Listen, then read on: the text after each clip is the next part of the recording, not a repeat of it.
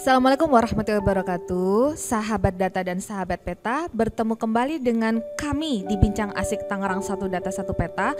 Kali ini kita menghadirkan narasumber yang sangat spesial di spesial HUT Kota Tangerang yang ke-30 dengan tema kolaborasi membangun kota. Kita akan mencoba untuk berkenalan dengan narasumber kita. Yang pertama adalah Bapak Profesor Dr. Rernat Muhammad Aris Marfai. Beliau adalah Bapak Kepala Badan Informasi Geospasial. Selamat malam Bapak. Selamat malam Bapak. Selamat malam Ibu. Bagaimana kabarnya hari ini Bapak? Alhamdulillah sehat. Alhamdulillah sehat. Sehat. Terima kasih banyak Bapak sudah berkenan hadir pada malam hari ini. Yang kedua adalah Bapak Heri Sutanta ST MSc PhD. Beliau adalah akademisi Universitas Gadjah Mada Yogyakarta dan beliau adalah juri Bumandala sejak tahun 2016. Ya, bagaimana kabarnya Bapak? Alhamdulillah baik. Alhamdulillah bisa baik. Di Tangerang. Ya, Luar biasa. Dari Tangerang, Kota Tangerang. Terima kasih banyak Bapak sudah berkenan hadir pada malam hari ini di Kota Tangerang. Dan kemudian yang satu lagi adalah narasumber kita Bapak Aris Haryanto Eskom MT. Beliau adalah koordinator kelembagaan dan pembinaan simpul jaringan Badan Informasi Geospasial. Selamat malam Bapak. Halo Ibu. Alhamdulillah. Bagaimana Pak kabarnya Pak hari ini? Alhamdulillah sehat. Alhamdulillah sehat. Selamat datang di Kota Tangerang Bapak. Baik sahabat data, sahabat peta, kita akan mencoba untuk bincang asik di kesempatan kali ini. Dan kali ini ada yang spesial juga karena di HUT Kota Tangerang yang ke-30 ini sangat spesial. Biasanya saya selaku pemandu acara hanya sendiri di Bincang Asik Tangerang 1 Data 1 Peta. Namun kali ini saya ditemani oleh satu moderator lagi. Beliau adalah Bu Haja Isnur Lailah, panutan kami juga. Bagaimana kabarnya Ibu? Baik, alhamdulillah Bu Ivi. Alhamdulillah. Bagaimana kabarnya? Baik, sehat Ibu. Ibu sehat? Alhamdulillah. Izin Bapak, Mangga. Bapak semua, selamat bertemu di Kota Tangerang. Yang biasanya kita hanya melihat bapak-bapak dari aplikasi Zoom meeting ya. Iya. Selama koordinasi mungkin 2 tahun ini, dan alhamdulillah pada hari ini kita bisa bertemu langsung di acara Bincang Asik Asik Tangerang 1 Data 1 Peta Special Edition Ibu ini kali ini. Luar biasa. Luar biasa. Baik, mungkin pada kesempatan kali ini kita akan mencoba untuk mengulik kepada narasumber-narasumber kita yang sangat luar biasa. Yang pertama Bapak ketahui bersama, mungkin tahu nggak ya? Mudah-mudahan sih tahu. Kali ini pimpinan kami, Bapak Wali Kota, sedang berupaya untuk mengoptimalkan Tangerang 1 Data dan 1 Peta. Namun tentunya karena kami masih banyak yang harus kami pelajari, terutama di tentang Tangerang 1 Data ya Pak, untuk mendukung program pemerintah pusat dengan Perpres SDI ya, Perpres 39 tahun 2019. Bagaimana pendapat Bapak terhadap optimalisasi yang sudah dilaksanakan oleh pemerintah Kota Tangerang sampai saat ini? Mohon izin Profesor Aris Marfai, mangga Bapak. Ya, terima kasih. Ini pertama kami mengucapkan selamat untuk Kota Tangerang yang telah berhasil melakukan pengembangan data, terutama data spasial, dan juga mengintegrasikan data dalam kebijakan 1 Data. Seperti kita ketahui, data itu merupakan satu ujung tombak bagi perencanaan dan pelaksanaan pembangunan. Kalau kita memasukkan data yang salah dan tidak benar, otomatis apa yang kita rencanakan juga tidak optimal. Nah, tadi disampaikan bagaimana kita bisa mengoptimalkan capaian yang sudah ada di Tangerang. Yang perlu saya sampaikan adalah kalau kita lihat di simpul jaringan, dalam pengembangan informasi geospasial, Tangerang itu termasuk kategori optimal, unggul kalau nggak salah ya. Optimal apa unggul nih Pak? Kayaknya Saya jadi unggul penasaran. kalau saya lihat. Kalau ngelihat di Simojang sih warnanya biru Pak. Masa masih optimal Ya, Pak? Jadi satu-satunya yang warna biru di Provinsi Banten, Bro. Wah, terima Kondisi kasih luar banyak biasa. Bapak. Nah, tetapi Iya, kita siap. perlu lihat tidak hanya berhenti pada bagaimana kita merubah warna menjadi biru, Siap. tetapi adalah yang dimaksudkan kita bisa mencapai optimal kalau yang sudah kita susun dan kembangkan, yang biru tadi, yang unggul tadi, bisa betul-betul dilaksanakan dan efektif untuk membantu pengambilan kebijakan dalam rangka pelaksanaan pembangunan dan untuk kesejahteraan masyarakat. Pertanyaannya, apa yang harus dilakukan? Pertama, jelas kita harus maintain, mempertahankan keunggulan itu dengan satu, misalnya kita mempunyai policy atau kebijakan yang komit bahwa itu akan kita teruskan baik di tataran pimpinan, manajemen maupun staf. Karena bisa saja, dan ini kekhawatiran kita bersama, pada satu periode bagus, periode berikutnya belum tentu. Kadangkala karena kita tidak bisa melakukan sustain untuk maintain. Nah, sehingga pertama jelas kebijakan penting. Yang kedua sebetulnya adalah pengelolaan. Ada policy-nya tapi pengelolaannya enggak bisa, juga nggak mungkin, sehingga harus ada manajemen yang bagus untuk mempertahankan itu optimal. Yang ketiga SDM, mau tidak mau kita kadangkala masalahnya adalah pada SDM kita. Nah sekarang kita punya jabatan fungsional surveyor pemetaan ya, yang mungkin bisa menjadi salah satu untuk menjembatani permasalahan SDM. Selama ini dan di banyak kasus jamak sebetulnya di setiap pemerintahan daerah, begitu kita memberikan mandat pada seseorang staf untuk mengembangkan, mengelola simpul jaringan dan mengelola informasi geospasial, kemudian begitu staf ini promosi ke tempat lain, itu akan menghilang kembali pengembangan informasi geospasial. Jadi ini namanya melekat pada person, bukan melekat pada unit atau institusi. Nah itu yang harus kita perbaiki. Kemudian teknologi, jangan lupa kita merasa bagus saat ini, tapi 5 tahun ke depan kalau kita nggak melakukan maintenance, teknologi yang kita lakukan obsolete.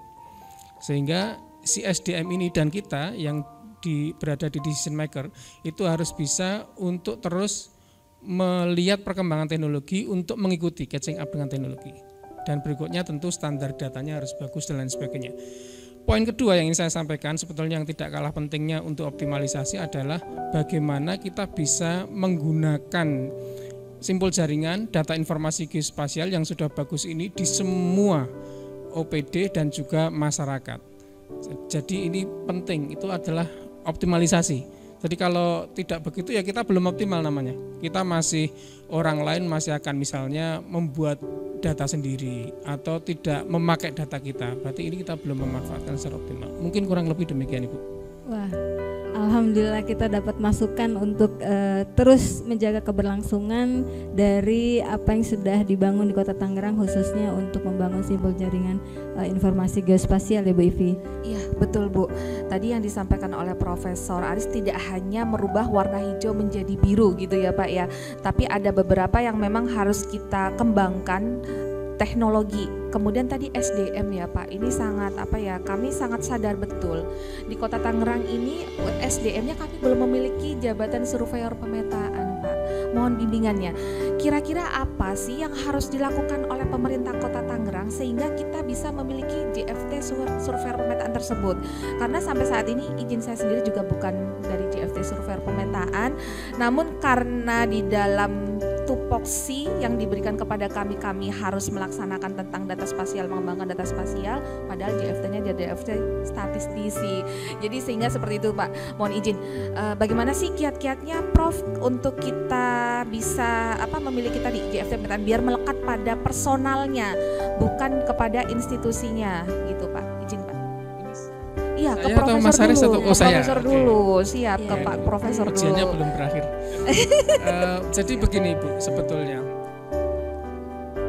kita sadari bahwa SDM ini penting untuk SDM yang spesifik, yang dia mempunyai keterampilan dan knowledge khusus, itu penting untuk mengembangkan informasi geospasial kita di daerah. Dan selama ini memang kita perlu terus mendorong agar formasi ASN, Jabatan Fungsional Surveyor Pemetaan itu bisa hadir di setiap daerah. sampai saat ini masih terbatas pada instansi pusat, misalnya kami di BIG, kemudian di ATR BPN, di KLHK, di beberapa Pemda sudah tapi belum banyak. Nah, yang perlu kita lakukan pertama adalah kita harus bisa memberikan argumentasi yang kuat ketika kita melakukan analisis untuk formasi ASN, analisis jabatan ya. Dan itu sekali lagi perlu di-exercise bersama. Kalau di daerah mungkin ada BKD ya, yang bisa melihat urgensi itu. Yang kedua, sekali lagi komitmen kita sebagai pimpinan juga harus bisa atau mau untuk mengambil kebijakan, ya kita perlu Jafung Surta di daerah kita. Kemudian yang ketiga, nanti setelah Jafung Surta ada, itu kita perlu maintenance, dia perlu kita upgrading. Ada banyak pelatihan yang bisa membantu mereka untuk bisa mempunyai skill yang lebih, dan itu tugas kita di BIG karena kami sebagai pembina untuk Jafung Surta.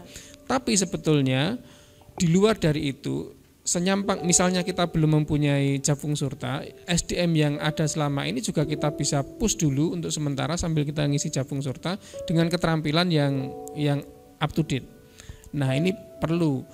Kalau beberapa daerah yang agak jauh misalnya dari BIG, itu misalnya bisa juga dengan kepanjangan tangan karena kita bekerja sama dengan beberapa perguruan tinggi melalui PPIDS atau PPIIG, yaitu Pusat Pengembangan Infrastruktur Informasi Geospasial. Tangerang ada beberapa universitas yang kapabel, atau juga ke BIG tidak terlalu jauh. Jadi itu yang harus kita lakukan untuk memaintain dan mengembangkan SDM Surta kita. Prof, yang menarik nih, semisalnya di satu universitas ini belum ada untuk jurusan geografi.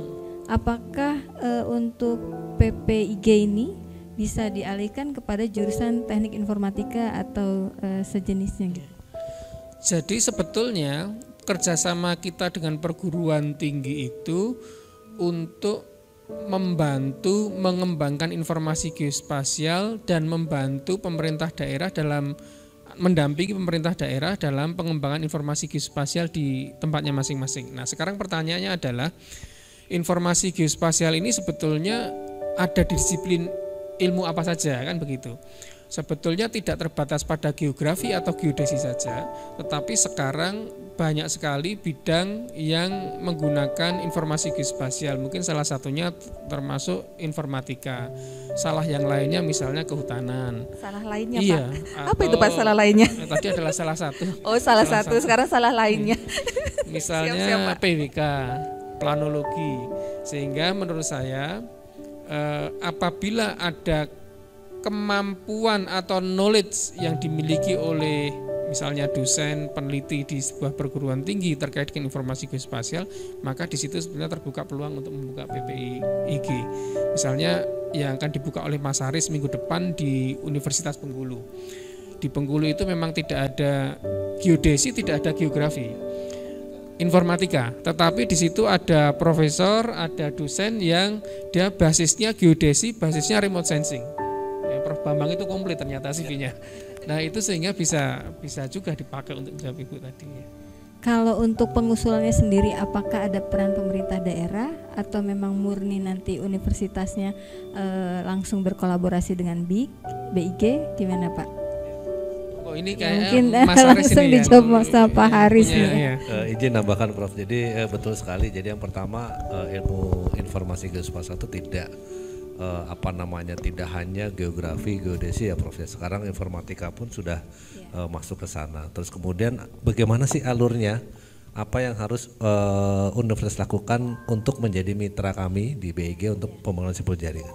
Tentunya yang pertama ada komunikasi, koordinasi dan juga permohonan resmi surat terkait kerjasama ke kami ke BIG terkait pembentukan PPIIG di universitas. Kemudian kami nanti akan melakukan semacam asesmen, kami akan cek baik dari personil, kemudian kondisi labnya, termasuk apa yang nanti akan kita lakukan. Yang tidak kalah penting betul tadi perlu ada semacam dukungan atau rekomendasi dari pemerintah daerah. Jadi jangan sampai di situ ada PPIIG, ada PPDS, tapi pemerintah daerahnya nggak tahu.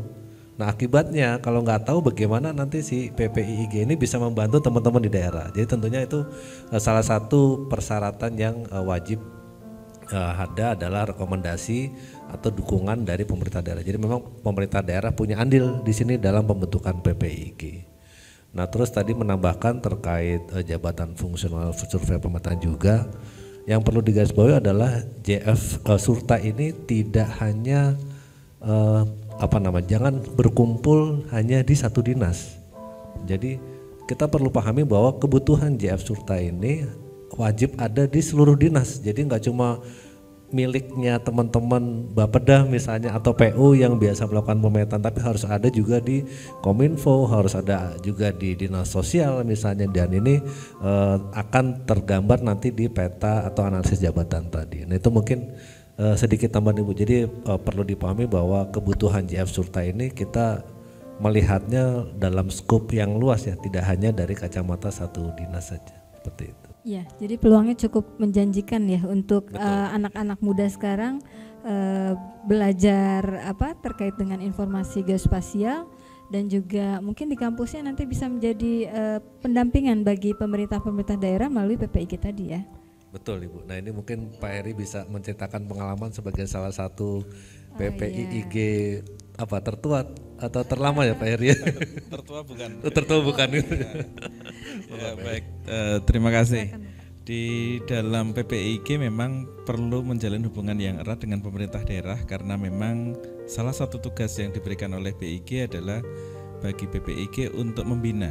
Ya, seperti tadi disampaikan Pak Aris, Pak Kepala, bahwa kalau di pemerintah daerah itu dalam periode tertentu selalu ada rotasi, selalu ada promosi dan seterusnya, sehingga supaya kemudian ketika ada kebutuhan untuk melakukan pemeliharaan kapasitas ya tadi, itu tidak harus jauh-jauh. Kalau Tangerang itu dekat dengan PIIG, tetapi kalau misalnya di Aceh atau di Pontianak atau di Manado tentu saja itu akan menjadi kendala.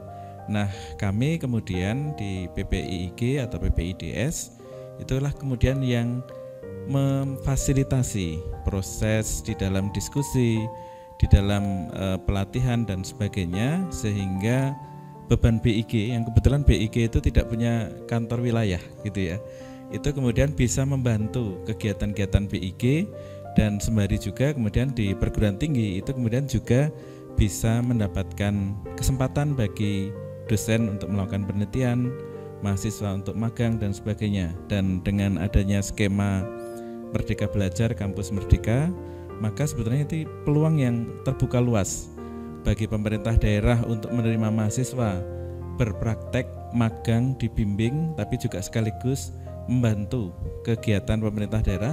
Dalam hal ini adalah terkait dengan pengelolaan data geospasial. Jadi Bu Ivi mungkin ini harus segera diinformasikan kepada perguruan tinggi di Kota Tangerang untuk bisa mengambil kesempatan ini ya. Karena ada mau launching ya Pak sebentar lagi atau gimana acara yang PPIG dalam waktu dekat? Jadi kalau PPIG tadi memang tadi Prof Faris sudah menyampaikan kita minggu depan itu akan menjalin kerjasama. Jadi saat ini sudah ada 26 PPIIG se-Indonesia. Jadi memang ini luar biasa ya, 26 baru PPIG se-Indonesia. Baru Pak. 26. Oh baik baru.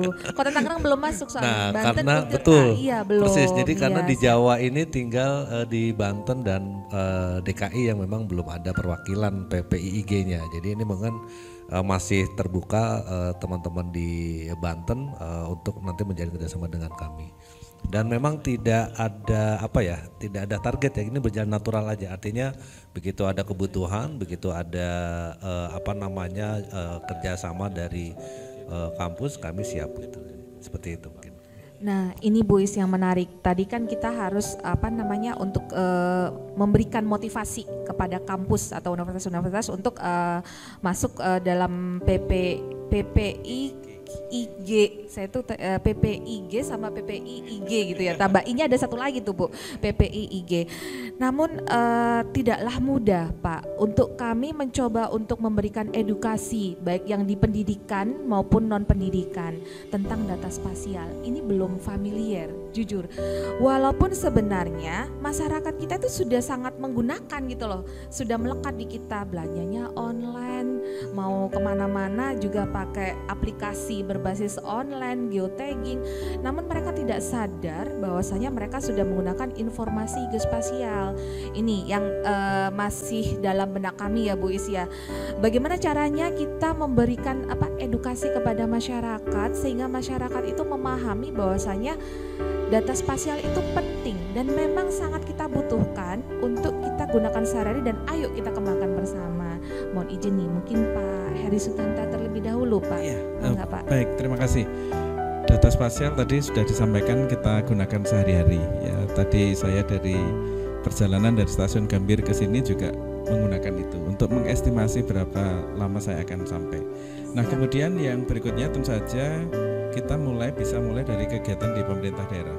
Kalau sebelumnya peta itu eksklusif dan hanya digunakan untuk kegiatan-kegiatan tertentu, maka sebetulnya kita bisa memasyarakatkan peta. Ya, kalau menggunakan istilah yang dulu terkenal, kita bisa memasyarakatkan peta dan memetakan masyarakat, begitu ya.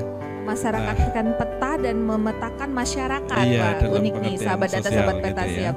Tapi mungkin saya akan menggunakan istilah lain, yaitu kita mengelola informasi secara spasial. Nah, informasi yang selama ini tidak kita spasialkan, sebetulnya bisa kita spasialkan. Contoh misalnya adalah terkait dengan data pendidikan atau data kemiskinan atau data UMKM sebagaimana kita diskusikan tadi. Ini juga memiliki lokasi. Nah, lokasi ini selama ini tidak pernah kita eksplisitkan dalam bentuk peta. Yang ada di peta misalnya baru peta tata ruang, peta kawasan rawan bencana dan sebagainya.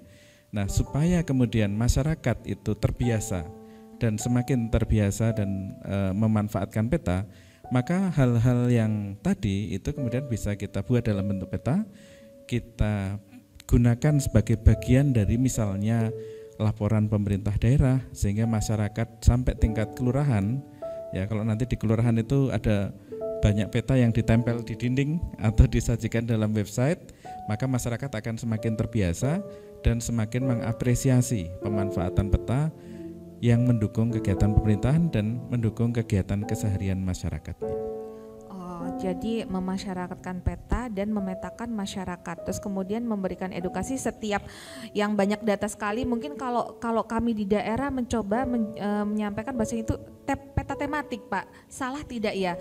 Karena sebenarnya Kota Tangerang sendiri sudah memiliki tadi UMKM, kami petakan Pak untuk UMKM ada Kota Tangerang, terutama UMKM unggulan. Sebenarnya kami sudah punya, namun pada saat kemarin nyambung lagi nih ya Pak, Kota Tangerang ini latah atau gimana saya juga kurang tahu nih Bu Is. Kita mencoba untuk melaksanakan penganugerahan Tangerang Satu Data Satu Peta demi untuk memotivasi para OPD dan BUMD. Jadi pimpinan kami Bapak Wali Kota sangat konsen terhadap pengembangan Tangerang Satu Data Satu Peta.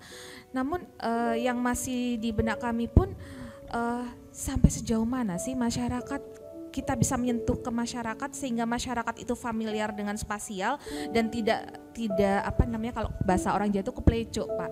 Ngomongnya bukan spasial tapi spesial. Nah, kalau spesial kami taunya martabak telur itu Pak, yang telurnya banyak itu sangat spesial sekali.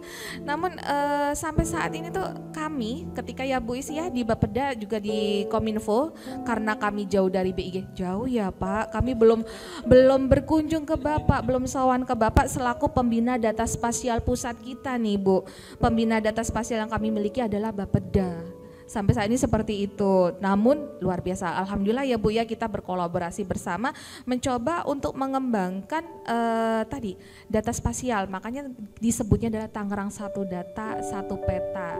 Nah seperti itu Pak. Memang masih sih Pak, kami tuh masih penasaran gimana caranya untuk memfamiliarkan kata spasial di para BUMD dan juga OPD yang ada di Kota Tangerang. Izin nih Prof. kiat jitunya seperti apa, Prof? Masih martabak spesial itu tadi, Prof. Masih banyak yang seperti itu, Prof. Izin, Prof.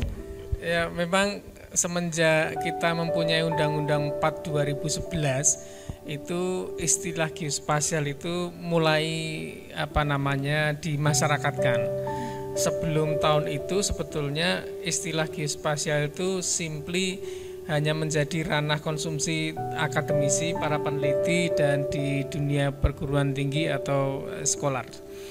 Nah, dengan kesadaran penuh kita dengan terbitnya Undang-Undang 4 2011, kita mencoba untuk juga membangun dan menyelenggarakan informasi geospasial sebagai sandingan untuk melengkapi data dan informasi non-spasial termasuk statistik agar ketika kita mengambil kebijakan itu lebih komprehensif karena ada masukan data spasial. Permasalahannya kemudian adalah istilah spasial ini kan belum juga menjadi familiar setelah sekian tahun. Ya. Betul, Prof. Nah, tentu kita ada beberapa hal, ada beberapa poin yang bisa kita lihat. Yang pertama adalah kita harus meningkatkan yang kita sebut dengan literasi geospasial. Literasi geospasial. Ya. Bagaimana kita bisa mengedukasi, meng-knowledge masyarakat melalui atau memberikan masyarakat informasi tentang geospasial. Dan ini blessing in disguise sebetulnya kalau kita lihat 3-4 tahun terakhir dengan masifnya teknologi, aplikasi dan di era pandemi itu pemanfaatan teknologi dan knowledge informasi geospasial jadi sangat masif. Kita sadari atau kita tidak sadari, tanpa kita memahami definisinya atau dengan kita memahami definisinya. Tapi faktanya masyarakat kita sudah mulai memanfaatkan informasi geospasial dalam daily life, ya, dalam kehidupannya sehari-hari. Tadi disampaikan oleh Pak Eri misalnya dengan map ketika kita melakukan perjalanan, dengan UMKM ketika placing tempat dan lain sebagainya. Yang kedua yang perlu kita lakukan adalah bagaimana kita bisa menjadikan penyelenggaraan dan pemanfaatan informasi geospasial ini inklusif, melibatkan masyarakat.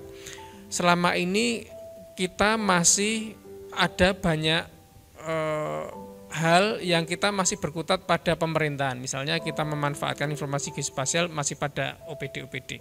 Tapi saya lihat misalnya di Kota Tangerang sudah mulai misalnya bagaimana kita mempunyai aplikasi untuk pengaduan masyarakat yang itu dimiliki oleh semua masyarakat. Nah, sebetulnya ketika kita memanfaatkan aplikasi yang dikembangkan oleh Tangerang itu, di dalamnya kan ada informasi geospasial dan karena ini inklusif masyarakat terlibat, maka sebetulnya masyarakat menjadi lebih teredukasi bahwa dia sekarang berhadapan dengan yang disebut data dan informasi geospasial tanpa dia harus mengetahui definisi ANSI. Ya, betul, dan betul. Nggak masalah itu bisa mengikuti, tapi yang jelas kita bisa lebih orang memakai dan kemudian nanti memahami dan menggunakan itu.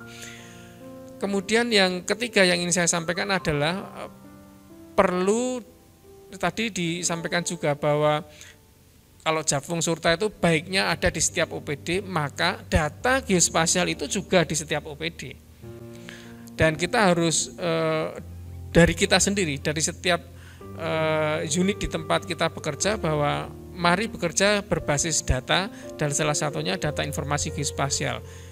Poin saya adalah kalau dalam satu kota misalnya sudah mempunyai basis data itu yang digunakan oleh seluruh OPD. Jadi istilah Prof. Trias kalau dari geodesi create once tapi use many times. Jadi ya sudah satu kali dibangun tapi kemudian seluruh OPD memakai itu. Itu juga salah satu kiat kita untuk bisa semakin istilah Pak Eri memasyarakatkan peta tadi. Siap, baik Prof. Tadi kan satu aplikasi dibangun tapi digunakan oleh banyak OPD. Kembali lagi nih Prof ke Simojang. Ya, kembali ke Pak Aris Haryanto nih ya Pak ya. Izin tentang Simojang. Sebenarnya dari bimbingan PBIG gitu ya, kami juga merasakan kami sudah terhubung dengan Simojang, satu aplikasi yang sudah dibangun oleh Badan Informasi Geospasial, dan geoportal yang dimiliki oleh pemerintah Kota Tangerang adalah maps.tangerangkota.go.id. Nah, untuk kedepannya nih Pak Aris Rianto, izin, apa sih yang harus kami lakukan? Kalau untuk tadi semua OPD harus menghasilkan data, izin Prof, itu sudah. Kami sudah mencoba untuk bersama-sama dengan OPD ya Bu Isya, bersama dengan pembina data spasial kami nih. Satu data ya? Iya, di satu data, satu peta itu sudah melibatkan OPD. Cuma untuk memaintenance, tadi bahasa Profesor memaintenance, bagaimana cara kami memaintenance produsen data spasial kami nih Pak, yang di OPD maupun di BUMD. Izin Pak, kiat-kiatnya seperti apa Pak? Ya, jadi satu yang perlu kita pahami, begitu data itu banyak diproduksi oleh masing-masing dinas, aspek standar yang perlu diperhatikan. Jangan sampai data itu dibuat kemudian kita lupa, di situ harus kita interoperabilitaskan, harus bisa berbicara dengan data lainnya. Nah, ini yang kadang-kadang teman-teman lupa ini Bu. Jadi teman-teman asik bikin data, bikin peta, terus tapi begitu data itu dipublish, data itu nggak bisa saling berbicara, nggak bisa saling diintegrasikan. Jadi aspek standar itu yang menjadi poin utama bagaimana nanti memaintain keberlangsungan dari si data tersebut. Dan juga jangan lupa kita sudah punya portal Tangerang ya, portal data Tangerang, maps.tangerang. maps.tangerangkota.go.id. Nah, gunakan database yang ada di Map Tangerang itulah sebagai satu-satunya basis data spasial di Kota Tangerang. Artinya apa? Nanti misalnya dari Dinas Kesehatan ingin bangun aplikasi untuk pemantauan DBD misalnya. Siap. Nah, gunakanlah data dari Map.Tangerang tadi. Jadi jangan membuat database sendiri, jangan membangun server sendiri, tapi menggunakanlah basis data yang sama. Nah, ini tadi create once, use many time, karena data spasial itu bikinnya susah ya Prof ya, Pak Heri ya, yang belajar berapa 4 tahun 5 tahun bikinnya susah gitu. Kalau di suruh orang lain suruh bikin juga bikinnya mahal juga. Nah, jangan sampai udah susah bikinnya, mahal, jadi terus disimpan di laci. Jadi nilai atau valuasi data itu nggak akan bertambah. Nah, nilai atau valuasi data spasial itu akan bertambah begitu data itu berbagi pakaikan, begitu data itu interoperabilitaskan dengan data lain. Jadi integrasi spasial, statistik itu jalan seperti itu. Itu mungkin salah satu triknya itu. Siap, terima kasih Pak Aris. Jadi standar data dan juga dibagi pakaikan, kuncinya seperti itu ya Pak ya. Baik, siap. Terus kemudian ini Pak, di maps.tangerangkota.go.id kami kan sudah sampaikan tadi, sebenarnya sih udah hampir seluruh 40 OPD yang dimiliki pemerintah Kota Tangerang ya Bu ya. Ditambah lagi plus 3 BUMD yang dimiliki oleh pemerintah Kota Tangerang. Ada salah satu OPD kami atau daerah yang rawan bencana. Rawan bencana ini banjir, terutama di kami ini permasalahannya adalah banjir. Bagaimana cara untuk peran data spasial untuk memitigasi bencana tersebut? Izin Profesor Aris Marwai, mangga Pak. Ya, ini sebetulnya contoh lain bagaimana kita bisa memanfaatkan informasi geospasial untuk banyak sektor. Siap. Dan termasuk yang sekarang dilakukan oleh Tangerang adalah apakah ada peran informasi geospasial dalam pengurangan risiko bencana misalnya. Kalau kita lihat di siklus bencana, hampir di setiap tahapan siklus bencana itu sebetulnya ada peran dan kontribusi dari informasi geospasial. Misalnya dalam fase tanggap darurat, kita bisa melihat bahwa bagaimana kita bisa melihat lokasi-lokasi yang aman dan lokasi-lokasi yang terkena bencana. Kemudian kita bisa melakukan analisis routing dan membuat jalur evakuasi. Tentu itu memerlukan analisis spasial dan informasi geospasial. Kemudian misalnya pada tahapan preparedness, kita bisa melihat bahwa peta kerawanan bencana itu perlu kita punyai, sehingga balik lagi mesti ada integrasi data non spasial dengan data spasial ketika kita meng-create untuk peta rawan bencana. Demikian juga misalnya pada tahap rehabilitasi dan rekonstruksi. Mesti pertanyaannya kalau kita melakukan rehabilitasi dan rekonstruksi adalah di mana? lokasinya mana. Kalau berbicara lokasi, paling efektif kita harus melihat informasi geospasial kita. Nah, sekali lagi kalau di Tangerang sudah punya satu data yang bisa dipakai oleh seluruh OPD, termasuk misalnya Badan Penanggulangan Bencana Daerah memanfaatkan data peta itu untuk kemudian digunakan dalam berbagai tahapan dalam pengurangan resiko bencana. Menurut saya seperti itu, termasuk misalnya kasus yang sangat spesifik tadi disampaikan banjir. Banjir tentunya ada beberapa parameter yang bisa kita lihat dari data spasialnya, misalnya kerapatan aliran sungai, jumlah aliran sungai, daerah rendah, kawasan rendah, daerah yang kawasan tinggi. Kemudian kita bisa memetakan region dengan curah hujan tinggi, region dengan curah hujan rendah. Kita bisa melihat tutupan lahannya, apakah dia lahan terbangun atau coverage vegetasi, sehingga misalnya apakah hujan itu bisa diresapkan ke dalam tanah atau menjadi run off karena banyaknya misalnya tutupan lahan yang permukiman dan lain sebagainya. Sehingga sebetulnya banyak hal yang bisa dilakukan dari situ. Baik Prof, yang menarik bahwasannya setiap kebijakan ini khususnya di satu data ya, karena satu data itu terbit ya pada tahun 2019 dan langsung di dalamnya meliputi sebetulnya satu data satu peta.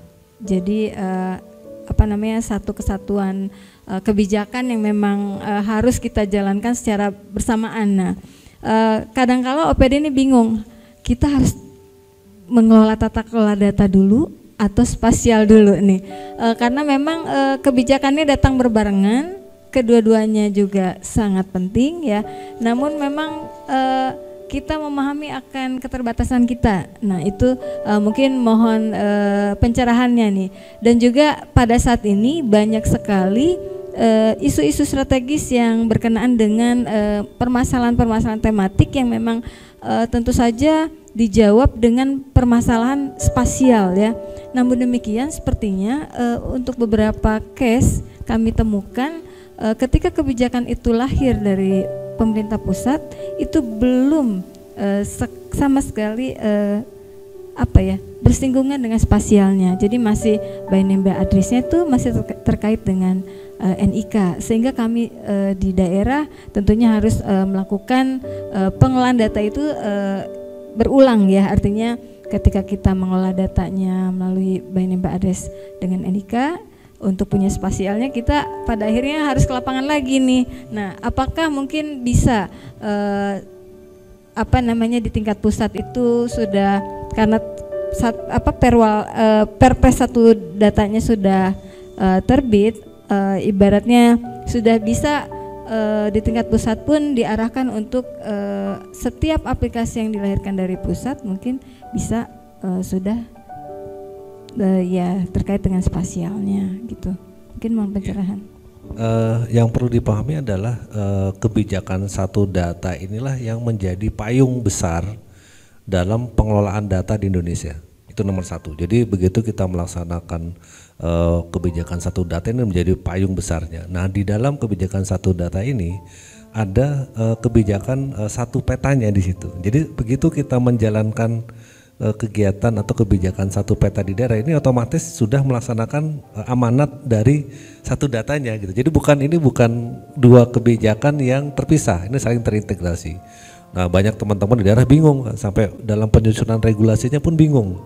Ini perlu dua peraturan atau cukup satu peraturan aja gitu kan. Nah sekali lagi ini yang perlu dipahami, jadi bagaimana ini ada sebuah satu kesatuan. Jadi dengan teman-teman Tangerang ini sudah menata kelolakan data spasialnya dengan baik dan benar, otomatis sudah juga menjalankan amanat dari satu datanya. Jadi jangan takut begitu kita menata kelolakan data spasial itu udah pasti amanat dari satu data itu sudah terlaksana. Jangan sampai mikir wah nanti satu datanya gimana gitu. Nah, itu sebenarnya sudah jalan itu Bu. Jadi pemikiran seperti betul itu. Karena masih wah ini dua kebijakan yang terpisah ini, padahal enggak, padahal itu satu kesatuan dan saling menguatkan.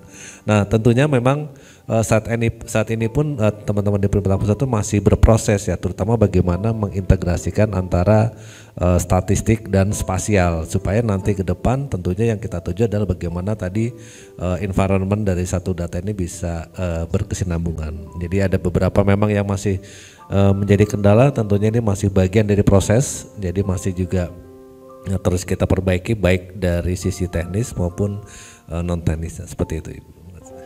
Siap, mungkin Pak Heristanta mau menambahkan, Bangga Pak? Ya, baik, terima kasih. Tadi sudah cukup lengkap. Saya ingin menambahkan dari perspektif lain. Jadi kalau setiap kejadian itu pasti terjadi, setiap peristiwa itu pasti terjadi di suatu tempat. Setiap data itu pasti melekat kepada suatu lokasi. Nah, oleh karena itu dua hal tadi memang menjadi satu yang saling terkait ya, antara peta dan statistik. Sehingga ketika kita berbicara jumlah penduduk di kelurahan mana, jumlah penduduk di kecamatan mana. Kalau kita berbicara jumlah UMKM, jumlah penderita DBD misalnya atau warga yang terdampak oleh banjir, itu juga melekat kepada satu lokasi tertentu. Sehingga memang kemudian ketika kita ingin mengintegrasikan dua hal tadi, maka dari sisi pemetaan kita harus memiliki peta dasar yang baik yang kemudian menjadi landasan, menjadi referensi bagi peta tematik yang dibuat, dan ke peta tematik tadi juga meliputi seluruh aspek. Kalau tadi ada 40 OPD, 3 BUMD, kemudian sekian kecamatan, sekian kelurahan, maka dia juga akan digunakan di situ. Tambahan lagi, kalau kemudian tadi satu data, satu peta, saya ingin mengusulkan satu lagi nih, sekalian mumpung ada Pak Kepala BIG, satu alamat ya. Jadi supaya kita tidak bingung di dalam mencari lokasi. Kalau kita sudah terbiasa dengan by name by address, tetapi address yang seperti apa yang kita gunakan? Karena address yang kita gunakan itu seringkali tumpang tindih, seringkali ada duplikasi, seringkali tidak lengkap. Nah, kalau kemudian satu data, satu peta, kemudian ditambah satu alamat, yaitu satu lokasi hanya memiliki satu alamat tekstualnya, tertulisnya, dan satu alamat hanya digunakan oleh satu objek, maka misalnya satu bangunan itu hanya memiliki satu alamat dan alamat itu hanya digunakan oleh bangunan tadi, kita tidak akan ada lagi tumpang tindih. Yang tumpang tindih ini banyak sekali merugikannya bagi pemerintah daerah maupun juga bagi dunia usaha. Kalau mencari alamat tidak jelas itu transportasi online harus muter-muter misalnya gitu ya.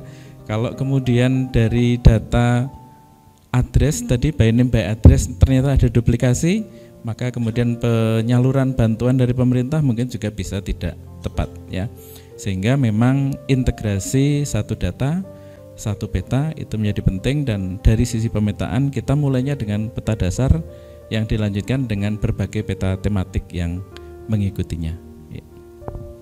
Baik, terima kasih Pak. Tadi ada tambahan lagi, satu data, satu peta, satu alamat. Jangan sampai kayak Ayu Ting Ting, alamat palsu gitu kan, karena tadi ada tumpang tindih, ada banyak alamat, sehingga tadi kita nggak sampai pada tujuannya sebenarnya. Kita mau ke sana, kita klik salah satu aplikasi transportasi, kemudian kita diantarkan ke suatu tempat, ternyata alamatnya palsu, nggak ada sebenarnya itu. Seperti itu ya Pak ya, satu data, satu peta, satu alamat. Terima kasih Pak Heristanta. Sahabat data, sahabat peta, satu baik. Data, satu peta, satu alamat. Mungkin tadi ini pagi satu data, satu peta, satu kebijakan. Yes, kan kalau tadi pagi kita satu data, satu peta, satu kebijakan, malam ini kita dapat satu ilmu lagi. Satu data, satu peta, satu alamat. Untuk Kota Tangerang luar biasa, karena memang narasumber kita memang narasumber yang luar biasa, Bu. Beliau sangat susah untuk kita temui. Tadi kata Bu Ais kan bilangnya kita hanya ketemunya di online, hanya mengikuti Instagramnya gitu kan ya, luar biasa nih Pak. Kalau di spasial kan ada DG dan IG, tapi ini juga ada IG yang lain ini ya di Instagramnya. Di Instagram beliau kami selalu memantau nih, Profesor ini kemana-mana. Iya, oh di tag terus, iya betul Pak, izin nih kami. Siap, kami tag terus nih Prof, izin nih Prof ya, karena kan Bapak kan pembina kami. Sementara tadi yang Bapak sampaikan untuk Badan Informasi Geospasial itu tidak ada Badan Informasi Geospasial tingkat provinsi, daerah ya, ataupun tingkat kota. Jadi kami tuh, nah kalau kami ada kesulitan kami harus ke pusat gitu kan, Prof, sehingga kami mohon izin nih kalau sering ngetek terus, mohon jangan bosan-bosan ya Prof ya. Tadi ada IG, Instagram, tapi juga ada Informasi Geospasial. Jadi sahabat data jangan sampai salah, di istilah spasial itu ada IG, bukan Instagram, tapi Informasi Geospasial. Ya Bu ya, seperti itu. Luar biasa nih kesempatan kita bertemu dengan narasumber-narasumber yang luar biasa hebat. Namun sepertinya kita saat ini waktu kita terbatas nih. Beliau ini kan jam terbangnya sangat tinggi, sehingga Bu kira-kira. Tapi satu lagi nih Bu Ivi. Apa? Oh iya, masih kira-kira penasaran. nih dari BIG nih ke depan ada isu strategis apa yang bisa kita tangkap nih di daerah? Oh iya, mangga, siap. Setelah kita mempelajari kemarin ikut Bu Mandala Award gitu ya. Nah, kira-kira apa yang kita perlu siapkan lagi untuk memang menyemangati OPD dan terus berinovasi khususnya di informasi geospasial ini? Ya, mangga, siap Pak Prof. Iya. Ya, terima kasih. Sebetulnya BIG ini sedang mempersiapkan Rakornas. Rakornas. IG, ya, rapat kerja nasional, rapat koordinasi nasional terkait dengan informasi geospasial. Dan tema yang kita usung dalam Rakornas ini kurang lebih adalah terkait dengan integrasi geospasial statistik. Bagaimana kita memadupadankan, menyambungkan, mengintegrasikan, mengkolaborasikan data spasial dengan data non spasial, karena ini kekuatannya luar biasa, sangat powerful. Ada beberapa hal yang selama ini kita dihadapkan pada kasus permasalahan ketika kita mengambil kebijakan itu tidak optimal dan kadang kurang tepat karena simply kita tidak bisa mengintegrasikan kita punya data spasial dan non spasial di tempat kita. Ini di any level, di pemerintahan pusat maupun juga di daerah. Dan sehingga dalam 1 tahun ke depan ini kita akan terus untuk mengintegrasikan data spasial dan data statistik sebagai tema Rakornas, dan Rakornas akan diadakan pada bulan Maret tahun ini, dan harapannya setelah itu kita bisa mungkin kita sudah pernah mendengarkan bahwa atau melihat program-program pemerintah kaitannya dengan pemanfaatan data, misalnya di BKKBN dengan program stunting, atau di BPS dengan Resosek, atau di Kementerian Sosial dengan intervensi kartu miskin dan lain sebagainya. Di situ dibutuhkan data statistik, tetapi sebetulnya di situ juga diperlukan data spasial. Sehingga kalau kita mau melakukan intervensi itu jelas di mana, berapa, kapan, dan itu spesifik. Kalau kita tahu data tabulernya, data statistiknya, data kebutuhannya, tapi kita tidak tahu lokasinya juga nggak bisa optimal. Nah, kita melihat itu. Mulai tahun kemarin kita sudah mulai bekerja sama misalnya dengan BKKBN untuk merepresentasikan dan juga membantu dalam pelaksanaan program stunting, itu sudah memanfaatkan data spasial, sehingga kita ini mendorong tema Rakornas kita integrasi data pas dengan kebijakan misalnya di Kota Tangerang untuk integrasi data. Ya, kebetulan di BKKBN salah satunya adalah program pendataan keluarga. Nah, sepertinya tuh Pak memang perlu juga ada spasialnya ya, karena memang itu seperti sensus yang dilakukan tiap tahun yang dibantu oleh daerah. Nah, namun kalau memang sudah lengkap dengan data spasialnya, tentu saja dalam pengelolaan data khususnya stunting, rentan miskin dan sebagainya itu akan lebih baik lagi. Betul, sehingga nanti tadi sampaikan juga oleh Pak Heri, by name by address-nya betul-betul jalan di situ. Siap. Nah, kita tinggal bisa mengintegrasikan bagaimana misalnya ketika kita mengambil survei atau sensus, itu ada dibekali juga dengan keterampilan geotagging, dibekali dengan keterampilan membaca peta, dibekali dengan keterampilan plotting koordinat. Nanti ketika akuisisi data selesai dan kita melakukan pengolahan data statistiknya, dibekali juga bagaimana melakukan pengolahan data spasialnya, bagaimana melakukan plotting dari data yang sudah dapat di lapangan, kita visualisasikan dalam peta. Kemudian bagaimana melakukan analisis non statistik, yaitu yang spasial tadi, dengan memanfaatkan data spasial kita. Kan selama ini misalnya kita masih baru memanfaatkan analisis terkait dengan analisis statistik, padahal kita bisa menggunakan data spasial untuk misalnya buffering, kita bisa melakukan overlaying, kita bisa melakukan banyak treatment di dalam data spasial kita, sehingga kita memperoleh informasi yang baru yang itu bisa digunakan untuk berbagai sektor untuk kebijakan. Ya, menarik sekali ya, dan kalau ini memang berhasil, kita tunggu karena apa? Di setiap sektor, Pak, ini hampir semuanya ada pendataan yang memang di daerah itu dilakukan dengan surveyor yang kita tetapkan ya. Jadi memang kalau sudah surveyornya itu diberikan tambahan tadi wawasan terkait ilmu geotagging, mungkin pendataannya jadi lebih komprehensif ya. Artinya kita di daerah untuk mengelola datanya pun sudah lengkap, baik statistik dan spasialnya. Nah, iya betul, dan di situ spasial bisa menjadi platform, bisa menjadi landasan, bisa menjadi tatakan untuk setiap data statistik yang masuk, sehingga optimalisasi dan efisiensi itu hadir di situ. Misalnya satu dinas sudah melakukan survei sensus terkait dengan suatu data di suatu daerah, yang instansi berikutnya dia tidak perlu lagi mensurvei daerah yang sama. Kadang-kala kan kita sebagai rumah tangga itu bosan ditanyain terus. Dari mana? Prof. Dari instansi A, besok dari mana instansi B. Pertanyaannya sama. Jumlah anak berapa, jumlah istri berapa, penghasilan berapa. Stop nih, Prof. Misalnya, jumlah istri berapa. Misalnya. Sehingga kita jawabnya lama-lama emosi. Betul.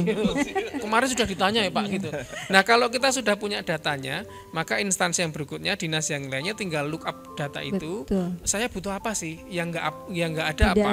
Sehingga besok lagi kalau kita melakukan sensus di daerah misalnya dilengkapi, sudah sekali turun tapi kepentingan dinas ini tercukupi. Saya hanya butuh tentang kesehatan, saya hanya butuh tentang pendapatan, saya hanya butuh tentang infrastrukturnya. Ya sudah, satu orang datang tapi banyak pertanyaan itu dirangkum sekalian. Nah, yang menarik nih Prof, di Tangerang ini kita sudah punya aplikasi bufferingnya untuk pendataan, yaitu SIDATA. Nah, betul. Bahkan tadi yang Profesor sampaikan bahwasannya ke depan itu akan ditambahkan dengan geotagging di setiap pendataan sektoral, kami sudah melaksanakannya, mendahului ya. Artinya ketika kita COVID kemarin, alhamdulillah ya, kita melakukan pendataan bantuan sosial, semua ASN kita turun, terus juga UMKM. Dan itu langsung memang menggunakan atau memanfaatkan geotagging tadi. Jadi seperti ini kan kita bisa juga sampaikan ya kepada rekan-rekan, khususnya mungkin surveyor ya yang sudah di-hire oleh pemerintah daerah untuk melakukan survei sektoral tadi. Siap. Mau menambahkan Pak Aristanto? Ya, mohon izin dulu. Mangga. Tadi menarik dan saya ingin menindaklanjuti yang disampaikan oleh Prof. Aris tadi, bahwa informasi geospasial usaha kita yang membutuhkan biaya yang besar ini jangan sampai hanya menjadi peta saja ya. Karena kalau tidak nanti GIS itu ya biasa ada sebuah anekdot yang menyebutkan bahwa GIS itu adalah the most expensive way to make a picture. Jadi cara yang paling mahal untuk membuat gambar itu dengan GIS. Jangan sampai hanya seperti itu, tetapi justru kemampuan analitik dari GIS itu kemudian yang nanti dikembangkan. Tadi seperti sudah disampaikan, ada tentang buffering, kemudian ada berbagai model analitik yang kalau sekarang kita tren dengan istilah big data dan science data ya, atau data science. Nah, itu juga ke depan itu perlu dimulai dieksplorasi di Kota Tangerang. Kita bisa mendapatkan informasi yang lebih jauh dari berbagai data yang sudah dikumpulkan, misalnya tadi data mengenai bantuan sosial, data mengenai kemiskinan dan sebagainya, itu kalau kemudian dihubungkan dengan data lain, misalnya infrastruktur, misalnya utilitas, akses ke air bersih dan sebagainya, itu bisa menjadi informasi yang jauh lebih berharga. 1 ditambah 1 bukan 2, tetapi 1 ditambah 1 bisa menjadi 4 atau 5, karena informasi yang diperoleh itu bisa menjadi jauh lebih lengkap daripada ketika informasi tadi atau data tadi berdiri secara sendiri-sendiri. Ya, jadi kedepannya menurut saya dengan bekal yang sudah sangat baik yang dimiliki oleh Kota Tangerang, itu tantangannya adalah mengembangkan aplikasi yang kemudian bisa dimanfaatkan oleh semua OPD secara terintegrasi. Kemudian yang kedua, meningkatkan kualitas data spasial yang digunakan, termasuk tadi sistem geocoding, geotagging itu juga nanti dikembangkan pada tingkat akurasi yang lebih tinggi dengan peralatan yang lebih baik, sehingga kemudian kita bisa yakin dengan data yang kita miliki. Dan yang terakhir adalah terkait dengan bagaimana memanfaatkan lebih lanjut data yang diperoleh sehingga bisa memperoleh insight, memperoleh gambaran yang lebih lengkap, lebih utuh dan lebih dalam terhadap fenomena yang berasal dari data yang kita kumpulkan tadi. Saya kira itu. Ya. Terima kasih Pak Aris. Ya, boleh. Ini tadi sudah bicara aplikasi, Bu Es juga sudah bilang Tangerang ini sudah banyak membuat aplikasi dan inovasi terkait pemanfaatan informasi geospasial yang luar biasa. Nah, tapi masalahnya kayaknya nggak semua orang tahu ini, Bu nih. Nah, jadi kayaknya apa yang dilakukan oleh teman-teman Tangerang sudah bagus, tapi kok diam-diam aja ya. Kapan sih mau dipamerkan? Nah, kebetulan tahun ini BIG ada ajang Bumandala Award. Jadi ini ajang sela ya Pak Heri ya. Jadi kalau tahun lalu teman-teman Tangerang sudah dapat Bumandala Award untuk kategori simpul jaringan, kinerja simpul jaringan. Nah, tahun ini tema dari Bumandala Award adalah inovasi pemanfaatan informasi geospasial. Jadi inovasi-inovasi yang memanfaatkan data dan informasi geospasial yang sudah ada di Kota Tangerang ini, ayo kita pamerkan, kita lombakan di level nasional. Karena kemarin ada 12 ya, 10 aplikasi yang sudah bagus, sudah luar biasa. Dan ini izin lapor Prof, jadi nggak cuma dari OPD tapi BUMD bahkan sampai level kecamatan. Ini luar biasa. Nah, ini aplikasi Pak, jadi sudah. Nah itu mungkin yang perlu perlu dilombakan di level nasional. Nah, untungnya di Bumandala untuk inovasi ini masing-masing daerah itu bisa mendaftarkan lebih dari satu. Jadi boleh lebih dari satu. Boleh nih, lebih Pak, dari satu. Nah, silakan nanti. Kabar baik ini. Jadi nanti disilakan dipilih dari 10 tadi kira-kira 3 yang terbaik mana, itu yang nanti dilombakan di level nasional. Sekali lagi, ini bukan piala atau pengakuan yang kita cari, tapi betul. Di sini kita berbagi. Oh, ternyata Tangerang bisa, kenapa saya nggak bisa? Nah, begitu juga nanti teman-teman Tangerang bisa melihat daerah lain, misalnya di Bontang atau di Kuburaya, loh mereka jauh dari kita kok mereka bisa melakukan inovasi seperti ini, jadi bisa saling belajar. Nah, itu mungkin sedikit tambahan penyemangat. Jadi apa sudah dilakukan oleh teman-teman di Kota Tangerang, baik dari dinas, dari BUMD, bahkan dari level kecamatan, ayo kita pamerkan, kita show off ke tingkat nasional. Mungkin itu tambahannya. Iya, terima kasih Pak Aris. Mungkin ini informasi yang sangat-sangat terbaru ya untuk kita semua di Tangerang. Jadi apa yang sudah kita lakukan tentu saja bisa difasilitasi oleh BIG dalam rangka tadi Bumandala Award untuk inovasi daerah ya. Siap. Jadi untuk penyemangat bagi sahabat data, sahabat peta di seluruh 40 OPD dan juga 3 BUMT, tadi ada sedikit bocoran. Sebenarnya sih bukan masalah penganugerahannya atau pialanya ya Pak, tetapi lebih condong pada memotivasi kami dari OPD maupun dari BUMD untuk melayani masyarakat. itu seperti itu. Namun itu kalau ada pialanya akan lebih semangat lagi ini Pak, itu seperti itu. Tadi yang Pak Aris sudah sampaikan ke Pak Kepala bahwasanya mohon izin Pak ke dalam rangka HUT Kota Tangerang yang ke-30 kami mencoba untuk memberikan motivasi kepada OPD dan BUMD untuk melakukan berlomba-lomba membuat sebuah inovasi yang berbasis geospasial tentunya untuk mereka sampaikan ke kami selaku wali data dan juga pembina data. Dan kemarin alhamdulillah Pak Heristanta, Pak Aris Haryanto juga menjadi juri, menjadi saksi bahwasanya Kota Tangerang itu nggak hanya ngomong aja, tetapi ada buktinya, ada camat yang menyampaikan inovasi-inovasi yang sudah dibangun beserta dengan data-data lengkapnya ya Pak ya. Kemudian juga ada BUMD tadi, nggak hanya OPD tapi BUMD juga, tentunya itu belum maksimal dan perlu kita tingkatkan lagi, kurang lebih seperti itu Prof. Nah sahabat data, sahabat peta tadi ada bocoran bisa lebih dari 1, jadi sahabat data, sahabat peta bisa semakin untuk bergairah lagi ya Bu, untuk mengembangkan kembali aplikasi atau inovasi-inovasi yang dimiliki masing-masing OPD dan BUMD. Ya, apalagi mungkin dengan simpul jaringannya dari Dinas Komunikasi dan Informatika yang tidak kenal lelah untuk terus mengenalkan informasi geospasial dan juga terus mensosialisasikan ya terkait inovasi-inovasi terbaru khususnya dengan informasi geospasial ini.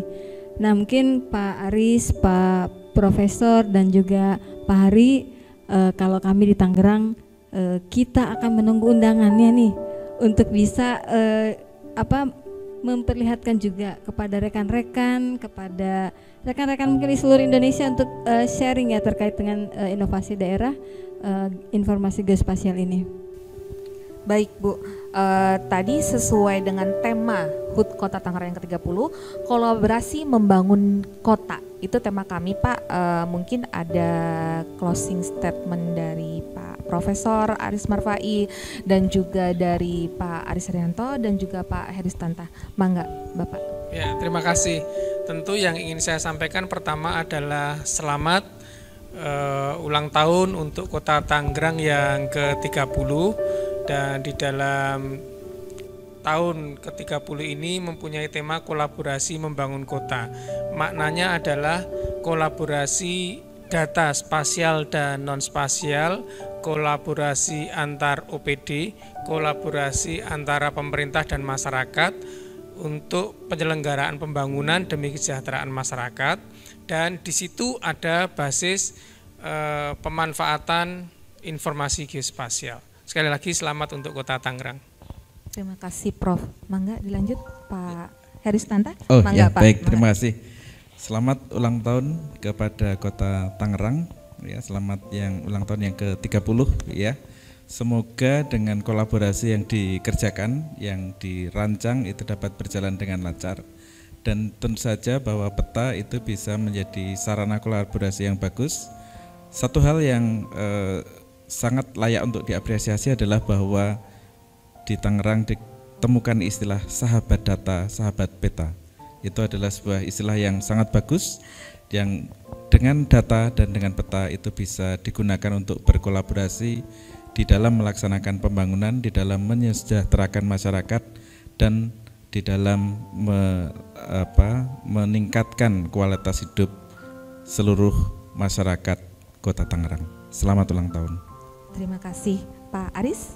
Ya, selamat ulang tahun untuk Kota Tangerang yang ke-30.